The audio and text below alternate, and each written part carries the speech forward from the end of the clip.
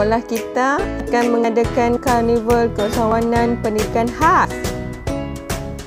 Serina, bolehkah kamu membantu saya mendapatkan maklumat tentang bahan terbuang? Boleh. Kita boleh dapatkan banyak maklumat melalui internet. Kita juga boleh mempromosikan produk kita melalui internet. Perhatikan situasi di sebelah. Apakah yang kamu faham tentang internet?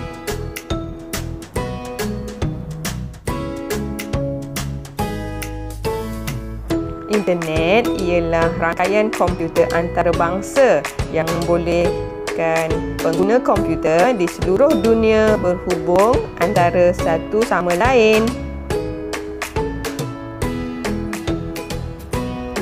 Serina, saya ingin mencari maklumat berkaitan bahan terbuang melalui internet. Bolehkah kamu membantu saya? Boleh. Sebelum itu, kamu perlu mengetahui etika penggunaan internet secara berhemah.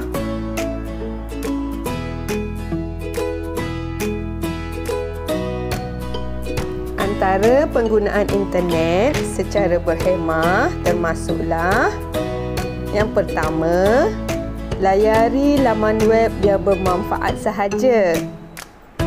Contohnya, bila awak nak mencari maklumat tentang bahan terbuang, awak cari maklumat tentang bahan terbuang sahaja. Awak jangan cari benda lain, benda yang tidak bermanfaat. Yang kedua, tidak menyebarkan berita palsu dan tidak pasti.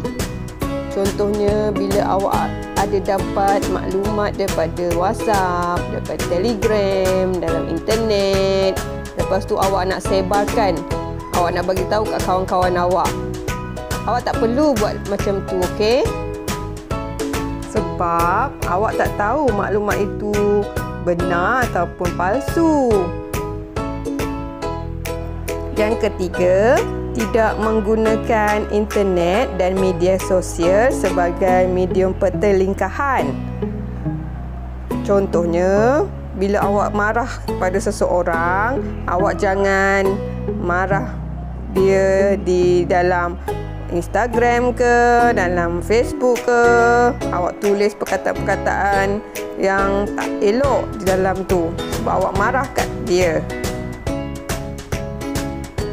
Yang keempat, tidak mencuri data dan menggodam maklumat individu lain. Awak jangan buat macam tu, okey?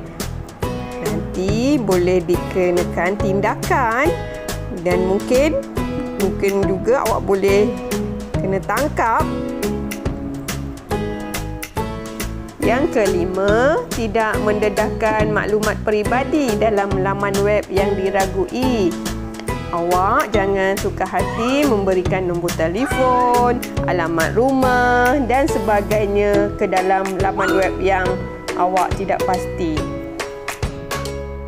Yang terakhir, tidak memuat turun dan menduplikasi bahan tanpa kebenaran.